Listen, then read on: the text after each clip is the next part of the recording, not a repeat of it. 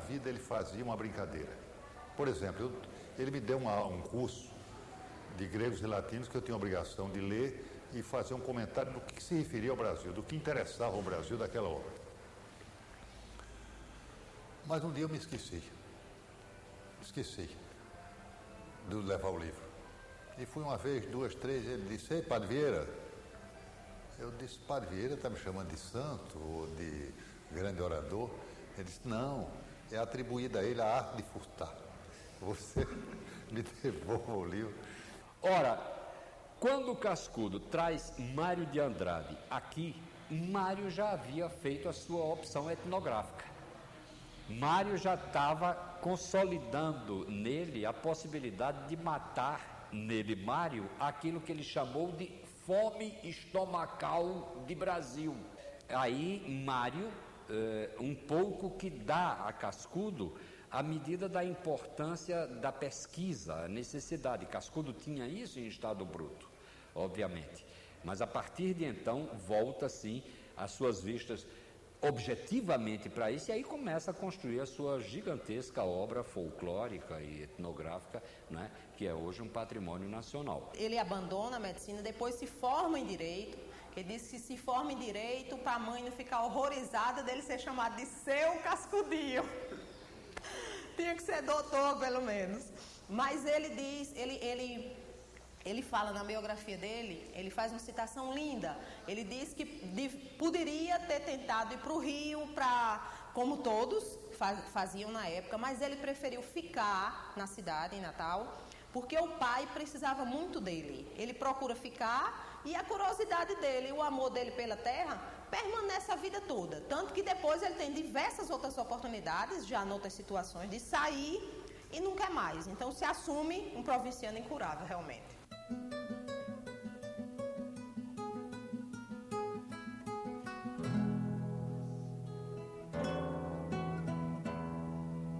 Luiz da Câmara Cascudo. Caso tivesse vocação para Matusalém, faria 110 anos. Nasceu em Natal, no Rio Grande do Norte, no dia 30 de dezembro do ano da graça de 1898. Tomou o primeiro banho numa bacia de ágata, com água morna temperada com vinho do Porto, para ficar forte, e um patacão de prata do Império, para não faltar dinheiro. Forte ficou, tanto que só deu de encantar-se na mesma Natal, no dia 30 de julho de 1986. Viveu 88 anos. Dinheiro? Teve muito. Nasceu abastado, mas foi tudo embora com a falência do pai. Dizia com propriedade: graças a Deus, tive a sorte de ficar pobre para poder dedicar-me aos meus estudos. Foi professor a vida toda e professor continua sendo. Colecionou amigos e crepúsculos. Escreveu mais de 150 livros. Graças a Deus, ficou pobre. Esse Câmara Cascudo, esse homem do Brasil.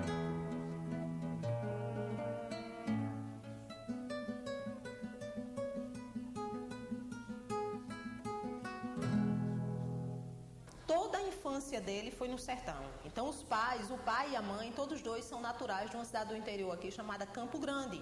E os avós tinham fazenda, e ele na infância ia muito para essas fazendas. Talvez daí tenha vindo muito isso do sertão, porque houve um dado interessante na criação dele na infância. Vovô teve 3 irmãos, e ele era o quarto, mas os 3 faleceram pequenininhos, de croup, né, difteria hoje. Então ele foi criado com muitos cuidados, com muito mimo, com muita superproteção. E aqui na casa dele ele não podia fazer praticamente nada. Ele diz muito isso, que não brincou, que não... Mas aí acontecia uma saída maravilhosa. Ele era mandado para o sertão.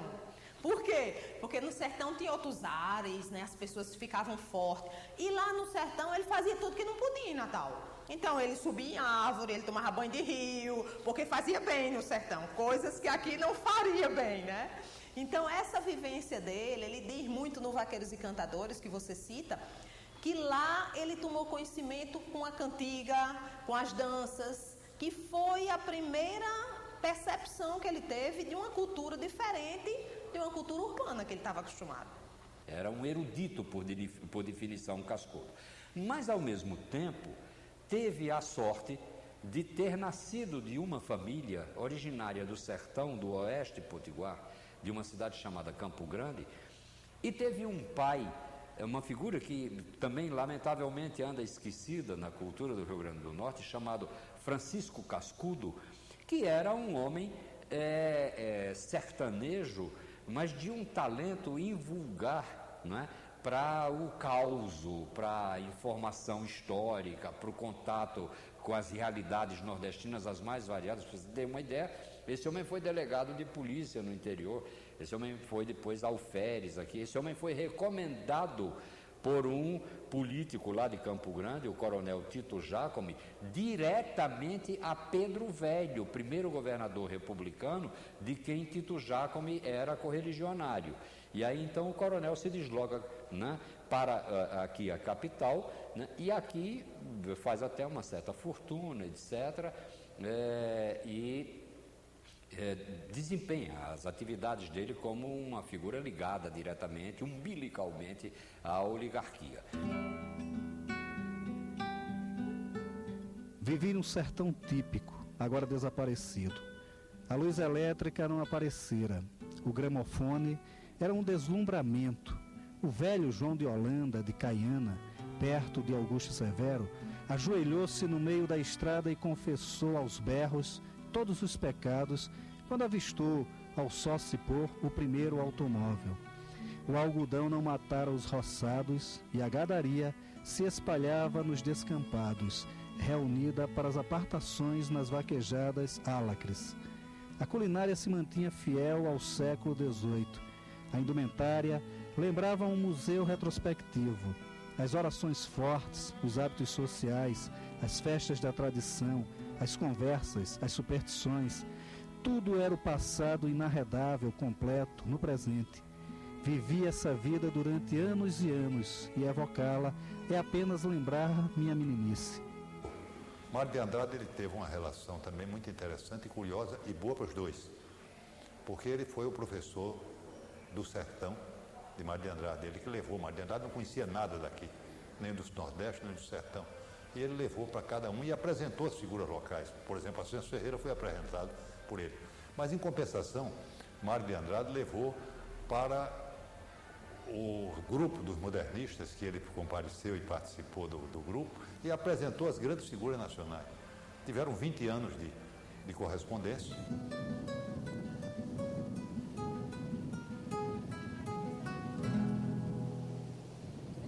O bom humor dele era, eu diria que efervescente. Em tudo ele fazia. Quando ele ia sair, ele tinha atenção para as pessoas, sobretudo mais humildes. Sobre Heráldica, por exemplo, ele me disse: eu sou amigo de Pedro de Orleans de Bragança e de Pedro Perna Santa. Pedro Perna Santa era um pescador que trazia galo do alto para ele, que ele gostava desse peixe, e o pescador era peixe de mestre de jangada, ia trazer para ele. Trouxe um galo do alto para o senhor, era alegria total. É este coronel, né, que com as suas histórias sertanejas, com o seu zelo pelo sertão, pelo cuidado que ele tinha de manter essa tradição no âmbito da própria casa dele, uma casa maravilhosa que havia no nascente bairro do Tirol, né? Uma casa, uma chácara chamada Vila Cascudo, onde ele criou um espaço exclusivamente para o filho intelectual, o jovem intelectual Cascudo, que já impressionava a cidade toda ficava impressionada com a inteligência de Cascudinho, né? O famoso Cascudinho. Esse espaço passou a se chamar Principado do Tirol. Havia, né, em Cascudo o intelectual, não é, erudito, o intelectual refinado. Cascudo, inclusive, tinha ares de dandy.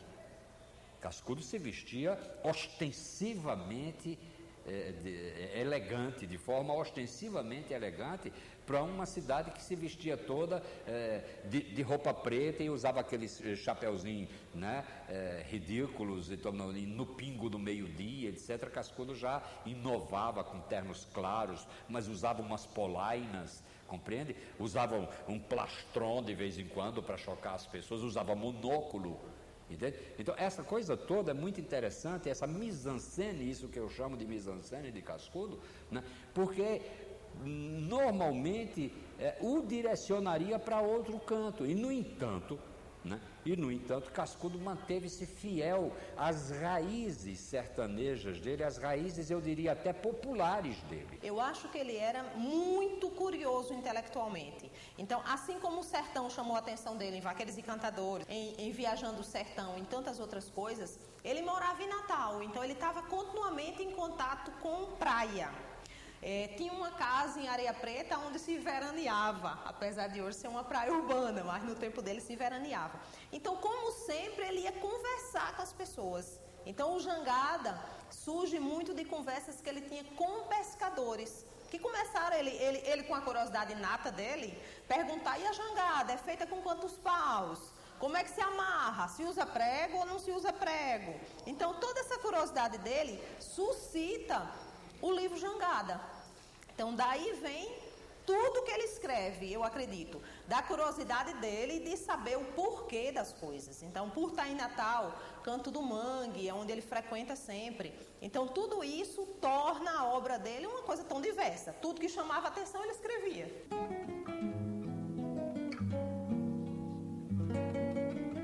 Domingo de sol na Praia do Forte, em Natal. Olho as duas perspectivas, uma externa, de extensão, uma interna, de profundidade. A primeira no espaço, a segunda no tempo. As encostas ornadas de casas de todos os tamanhos da vaidade e da conformação. É um ângulo exterior. O interior é a minha lembrança da vastidão deserta, apenas casebres de palha em areia preta. Os morros solitários, nada mais.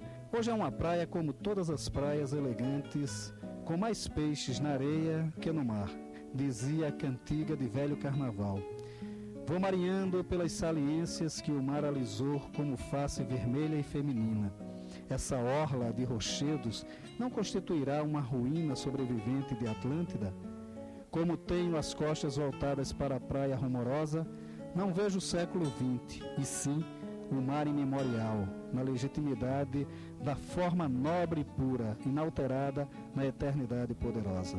O pai foi o grande incentivador da vida dele. O pai era um homem extremamente prático, né? Coronel Cascudo foi um comerciante muito importante na nossa cidade, revendia carros Ford, era o único revendedor, tinha armazéns e tal. Então era um homem extremamente prático do ponto de vista financeiro. E vovô sempre gostou de estudar muito, a intenção dele era ser um cientista, né? Por isso que ele descamba para o lado da medicina, ele queria ter um laboratório, etc e tal. E por causa da falência do pai, depois ele abandona esse sonho da história da medicina e do laboratório. Mas o pai, apesar do lado prático que tinha muito grande, tinha extremo orgulho dele ser quem ele quis ser. E deu muita condição para ele de leitura, de acesso a coisas que não existiam. Então, aqui no Memorial, por exemplo, a gente tem uma prova material disso. A gente tem uma máquina que se chama uma leitora de microfilme, que nada mais foi importada pelo Coronel Cascudo no início do século, 1915, 18 mais ou menos. E essa leitora de microfilme tinha uma finalidade, Maurício, que era vovô poder ler, microfilmado, livros importados.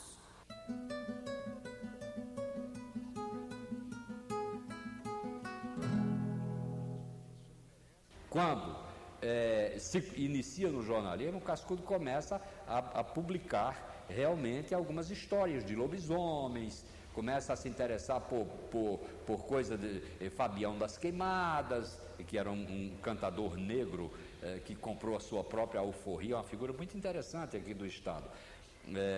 Enfim, tinha o seu olhar voltado para esses assuntos, naturalmente que induzido, né, pela figura paterna, pela presença exuberante do coronel, que, segundo as pessoas que o conheceram, era um homem que era um emérito contador de causos. Entende? Então, isso tudo, veja que coisa fantástica, isso tudo vai se direcionar para um momento especialmente importante para a cultura potiguar e brasileira. E essa convergência de Cascudo, como é que ocorre?